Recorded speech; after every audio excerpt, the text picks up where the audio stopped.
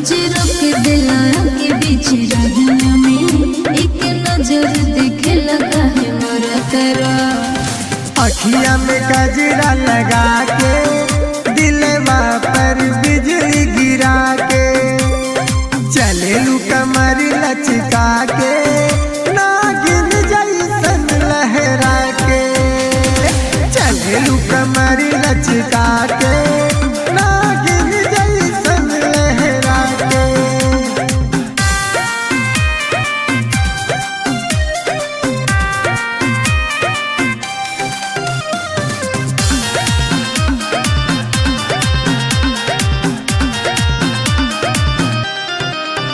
रानी हो गई अब तू सयान की हक तनी धारदा होके हमरा पे तू मेहरबान के प्यार तनी करदा।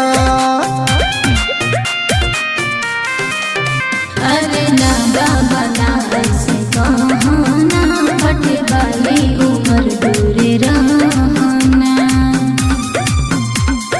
मनवा हमार बहका के जन जा तू मुँह चमका के चले लू कमर लचका के नागिन जैसन लहरा के चले लू कमर लचका के नागिन जैसन लहरा के।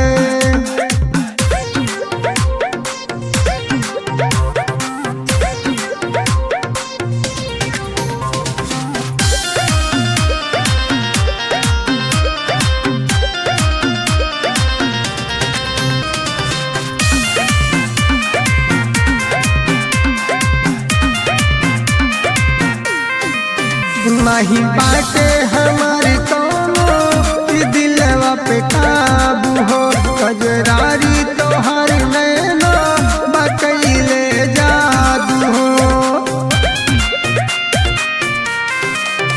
ऐसे काहे बोला पगला तारा तू तो हमरे दीवाना बुझा तारा। चंदन के तू पगला बना के बोला तारू इतरा के चले लू कमर लचका के नागिन जैसन लहरा के चले लू कमर लचका